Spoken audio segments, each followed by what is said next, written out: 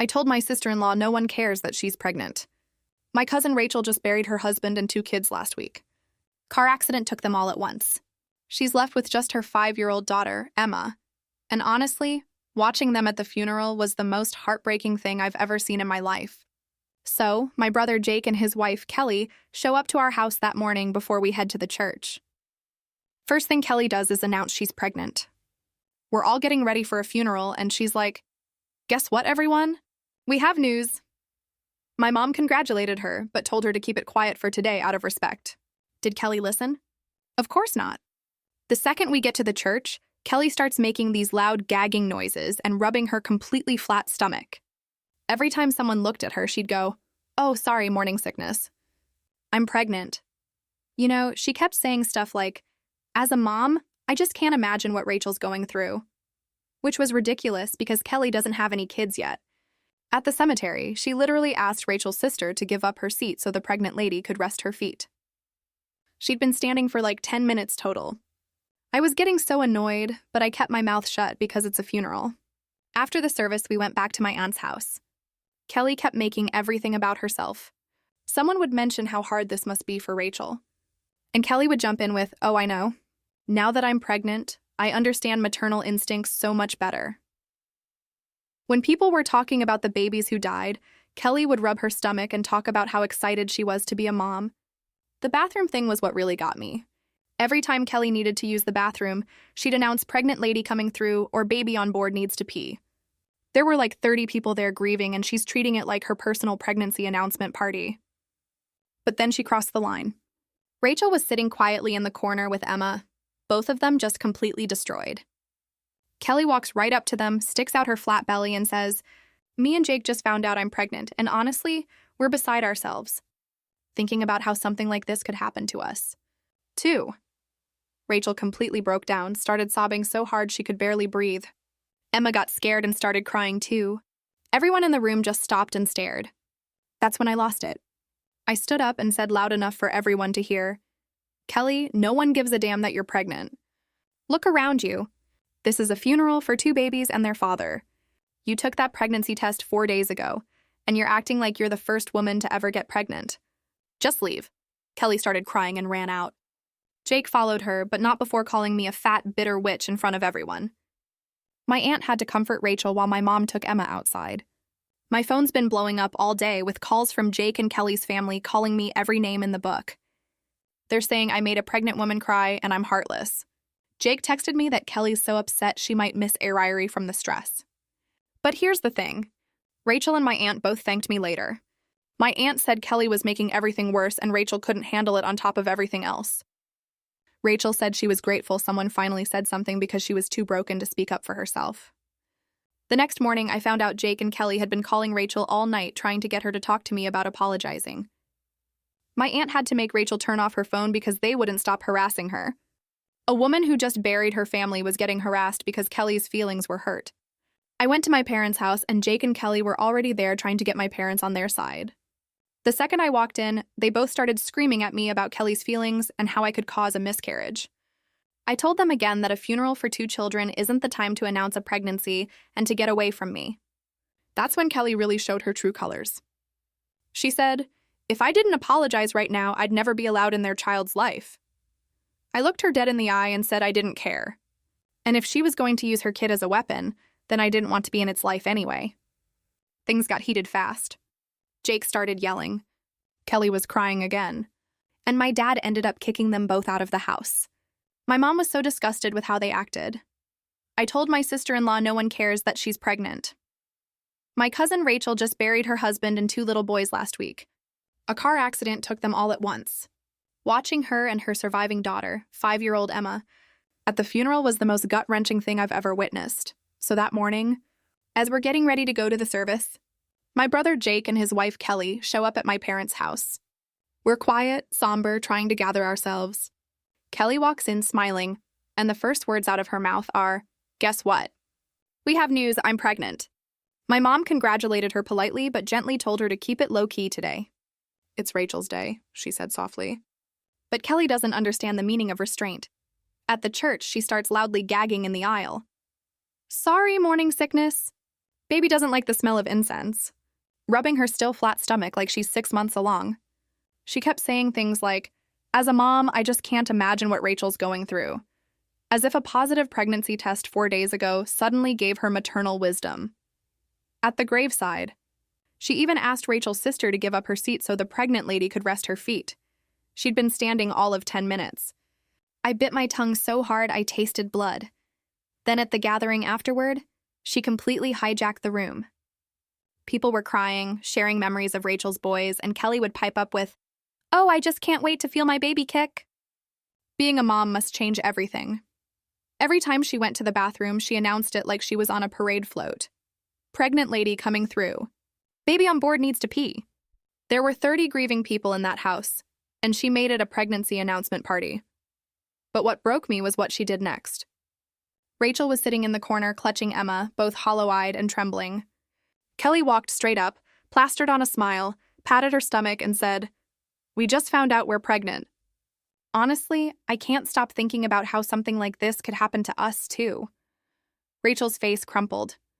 She started sobbing so hard she could barely breathe. Emma started crying too, terrified. The room went silent. I snapped. I stood up and said, "Kelly, no one gives a damn that you're pregnant. Look around you. This is a funeral for 2 babies and their father. You took a pregnancy test 4 days ago. You're not the first woman to ever get pregnant. Just leave." Kelly burst into tears and ran out. Jake called me a fat, bitter witch and followed her.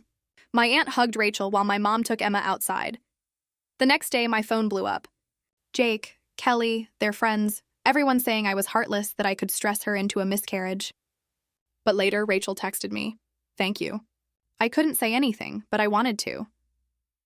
My aunt said the same. That night, Jake and Kelly harassed Rachel, calling over and over demanding she make me apologize. My aunt finally had to take her phone away so she could rest. When I went to my parents' house the next morning, they were there, screaming about Kelly's feelings. I told them again, "A funeral for dead children is not your stage." Kelly snapped, "If you don't apologize, you'll never be part of our child's life." I looked her straight in the eye and said, "Good." Then my dad kicked them out. And my mom, still shaken, whispered, "You did the right thing." Because sometimes the truth hurts, but so does selfishness dressed as grief. Story. My wife decided to put my name on her parents' and sister's mortgage without asking me. "You have no say in this," she said. When the bank called about their default, my response left them speechless. Chapter 1. The Unwanted Signature. It started on a Thursday. I was working late from home, wrapping up a virtual meeting, when I noticed an envelope on the kitchen counter addressed to me from a mortgage company I didn't recognize. Curious, I opened it. Final notice. Mortgage payment overdue. $3,182.76 due immediately to prevent foreclosure proceedings. What? I scanned the document. The property address wasn't ours. It was my in-laws' house, and beneath that, my name. My full legal name. As a co-bearer. A cold weight dropped into my chest. I flipped through the rest of the packet. Attached were pages with digital signatures, income documents, my income, and tax filings, all fabricated or copied without my consent. I heard the garage door open. My wife walked in with a bag of groceries, humming to herself. I held the letter up. "What the hell is this, Claire?" She barely blinked. "Oh, that. Relax. It's just paperwork." My parents needed help, and we had the income to get them approved. I stared at her. "We didn't do anything. You did this. You forged my signature. You used my financials without asking me." Claire rolled her eyes. "It's family. I didn't think you'd mind. Besides, it's not like you'll actually be paying it." Her tone was casual, like this wasn't fraud, like this wasn't betrayal. "You had no right to do this," I said, trembling. "You committed fraud. You violated my trust. You could have ruined my credit." Her expression hardened. "You're being dramatic. You live in my house, remember? You owe me for all I've done. If you don't want to be part of this family's responsibilities, maybe you shouldn't be part of this family at all." She stormed upstairs. I just stood there, heart pounding, hands shaking with that letter still in my grip. It wasn't just a violation of trust. It was a declaration of war, and Claire had no idea what she had just awakened. Chapter 2. The Collapsing Castle. The next morning, I woke to 4 missed calls and 2 voicemails, all from an unknown number. The third call came while I was brushing my teeth. Mr. Lawson, this is Laura from Sentinel Bank's Collections Division. We need to speak urgently about your co-signed mortgage for 813 East Valley Road. You are now 62 days past due. If payment isn't made within 48 hours, foreclosure proceedings will be initiated. Please call us immediately. I nearly dropped my phone. Claire had lied to my face. Not only had she forged my name on her parents' mortgage, they hadn't even made the payments. 2 months overdue. 2. I marched downstairs. She was sipping her coffee like nothing was wrong, scrolling on her phone. Claire, the bank called. They're threatening foreclosure. That means we're on the hook. I'm on the hook. She didn't even look up. They're just bluffing. My dad's going to take care of it. He hasn't taken care of it. They're 2 months behind and I'm liable. She looked annoyed, not guilty. You're so uptight. This is why nobody in my family likes you. Everything's always about credit scores and consequences. Chill. That was it. I left the house, drove straight to the bank, and asked for documentation. After showing my ID and verifying my identity, the clerk printed out everything. It was worse than I imagined. Claire had submitted my tax forms, income details, and even created a joint email account in my name. There it was, my forged e-signature on the loan application dated 6 months ago. I stared at the paper, my heart hammering in my chest. She had been planning this all this time while smiling and sleeping next to me. She had been forging documents behind my back to prop up her family's financial failures. And now that it was collapsing, I was the one being crushed under the weight. I went home and said nothing. Just watched her scroll her phone while eating avocado toast. But in that silence, a plan was forming. She wanted to drag me into her family's mess. Fine, but I wouldn't go down with her. Chapter 3, The Quiet Setup. I spent that night alone in my car, not because I had nowhere to go, but because I needed silence, space, clarity, and I needed time to lay out my strategy. If I confronted Claire head-on, she'd twist it into another guilt trip. She always did. She'd blame me for not supporting her family, for being too cold, too logical, too obsessed with money. That had always been her shield, weaponizing emotion and chaos. But not this time. First thing the next morning, I visited an old friend, Daryl Kim. He wasn't just a lawyer. He was a pit bull in a suit. I dropped the manila envelope on his desk, bank documents, mortgage statements, the forged signature. He stared at the paperwork, his brow tightening with every page. Jesus, he muttered. This is identity fraud, forgery, financial entrapment. Have you considered pressing charges? I'm not ready for that yet, I said. But I want out clean. I want to make sure she and her entire Leach family can't use my name, my money, or my future ever again. He leaned back and smiled slowly. Then we'll start with a forensic accountant, a credit freeze, and an injunction. You'll need to move fast because when they realize the well's drying up, they'll get desperate. Daryl connected me to a forensic accountant named Lydia. She spent 4 hours digging through my financial history. By dinner, she called with news. They've been siphoning small amounts from your joint accounts for years. Not just her parents' mortgage. You've been paying her sister's credit card bills, her dad's car lease, and even her mother's cosmetic surgery, all hidden as random transfers and fake home expenses. I felt sick. All this time, I thought our finances were just stretched because of life. But no, it was them milking me dry one quiet drip at a time. That night, I began building a digital folder backed up on 3 cloud services and a USB hidden in my garage. Bank statements, screenshots of forged emails, audio recordings of Claire casually admitting, "You don't need to know everything," and a short video I captured, her mother complaining during dinner, "You're lucky we added your name to the mortgage. Your income made it possible." Bingo. The next morning, I walked into the kitchen like nothing had happened. Claire was in yoga pants, sipping her kale smoothie, scrolling TikTok. Same routine, same entitlement. "Morning, babe," I said cheerfully. "I was thinking of refinancing the house. Might help with some of our debt." She froze, then quickly smiled. "That's a great idea, actually." "Yeah, smart." I smiled wider. Hook, line, and sinker. She didn't know I already had the papers to sever my liability from every loan she had dragged me into. The bank had agreed based on the fraud evidence I could be released from the joint mortgages and accounts pending legal proceedings. But first, I wanted her to feel secure because people only show their truest selves when they think they've won. And Claire was about to gloat. Chapter 4, Her House of Cards. For the next few days, I played the part of the supportive husband. Calm, agreeable, even helpful. I cooked dinner. I asked how her parents were doing. I nodded when she mentioned they were still behind on some payments. She smiled, probably thinking I'd caved, but in the background, the chessboard was moving. It started with a phone call. Claire was on speaker while brushing her hair. "What do you mean you can't access the joint account?" She snapped. "There must be a mistake." I calmly dried dishes. "Everything okay?" "Ich bin glitch. I'll sort it." It wasn't a glitch. The forensic report and Daryl's legal request had frozen all accounts tied to my name, unless I explicitly authorized them. Claire and her family suddenly locked out. She didn't know that my assets had been moved to protected accounts under a new LLC I quietly opened. That evening, while Claire was in the shower, her phone lit up on the table. "Melissa, her sister Claire, what the hell? The bank just sent a default letter, and now they say your husband pulled out. You said he'd never do that. Are you insane? We're going to lose the house." I took a screen recording of the voicemail and emailed it to Lydia. Evidence. Stackable. When Claire came back downstairs, towel on her head, I asked casually, "So, did Melissa call?" She froze. "Yeah, nothing important." Sunday dinner was always at Claire's parents' house. I insisted we still go. Her father was red-faced the moment we walked in. "Son, we've got a serious issue. The bank's threatening foreclosure. You need to talk to them." Claire shot me a pleading glance. "Just explain." "It's a mistake," she whispered. I set my wine glass down and looked across the table. "No mistake," I said clearly. "Your family took out a mortgage using my name without my consent. That's fraud.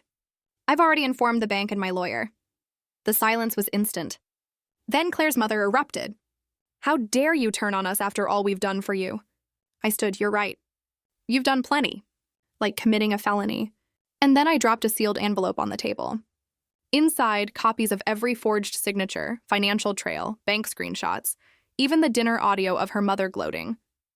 Claire's hands trembled as she opened it. "Why are you doing this?" I stared at her calm, cold. "Because you said I had no say. Now you'll have no access." That night, I didn't go home with Claire. I drove to my new condo, leased under my LLC, funded by assets they didn't even know existed. The next morning, Claire texted, "Can we please talk?" I didn't reply. Instead, I sent a message to Daryl. "Begin proceedings. Full divorce, no spousal support. Push fraud charges as leverage if they resist." I'm done. Chapter 5. When it all falls apart. By 8 a.m. the next morning, Claire's world had already started crumbling. Her sister Melissa's house was listed as pre-foreclosure pending on public records, something I made sure to screenshot and send anonymously to Melissa's HOA board. Her parents received a visit from the bank's fraud department. And Claire, she showed up at my condo, eyes puffy, still in yesterday's clothes. "Please," she begged. "Don't do this. I didn't know Mom forged your name." "I swear," I interrupted her. Calm, unbothered. "I have audio recordings, Claire, from that dinner," she said. "He'll never fight it." He's soft. Her mouth opened, then closed. She had no defense. Daryl moved fast. Claire was served divorce papers that afternoon along with a cease and desist letter demanding she stay off my property, freeze all assets, and provide a signed statement regarding her parents' role in the fraud. Within 2 days, her parents received a civil suit notice. Melissa's lender rescinded the refinance deal. Claire's joint credit card was deactivated because I removed my name and our shared car sold. I legally reclaimed it as it was under my LLC's lease, not hers. She tried to fight back. Her lawyer sent a snarky email demanding reconsideration.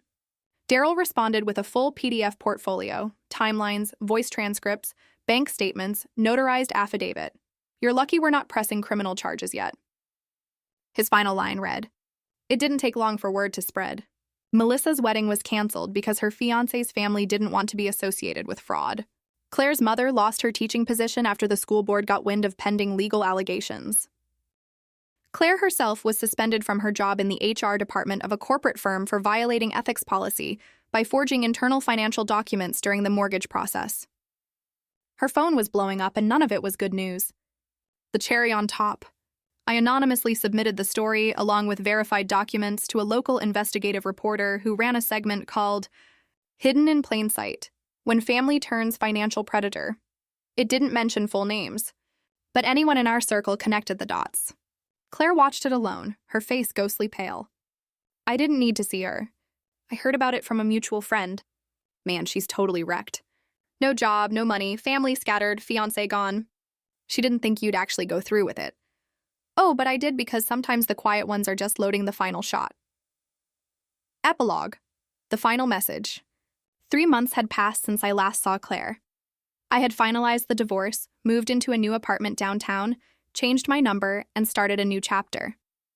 One without chaos, one without betrayal. But one night, as I sat by the window sipping tea and watching the rain tap gently against the glass, a message came in from an old mutual friend. Hey, Claire's trying to get in touch with you. She's not doing well. Says she just wants to talk, closure or something. I didn't respond.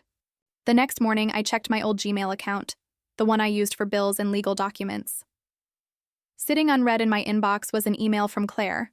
The subject line was short. I'm sorry. Please read this. It was long, rambling, apologetic in parts, defensive in others. She admitted her mother pressured her. She claimed she didn't know the full extent of the fraud. She wrote that she'd lost her job, that her parents had gone no contact with her, and that Melissa had moved in with some guy halfway across the state. She ended with this. I know I don't deserve it, but if there's any part of you that still remembers who we were before all this, please just reply, even if it's to say goodbye. My response. I stared at the blinking cursor for a moment, then typed, Claire, I remember exactly who we were, and that's why I can never go back. I wish you healing, but not proximity. Goodbye, James. Then I hit send. And just like that, the last page was turned. No dramatic reconciliation, no lingering attachment, just closure. The lesson. Sometimes love doesn't die. It gets buried under the weight of betrayal. And revenge. Revenge isn't always about destruction. It's about taking back your power piece by piece, quietly, legally, thoroughly. Because the best revenge isn't rage, it's rising. Was this revenge perfectly justified, or should the storm have raged harder? Drop your verdict below. I read every single one. Hit like if you crave justice and share this story with someone who needs its fire.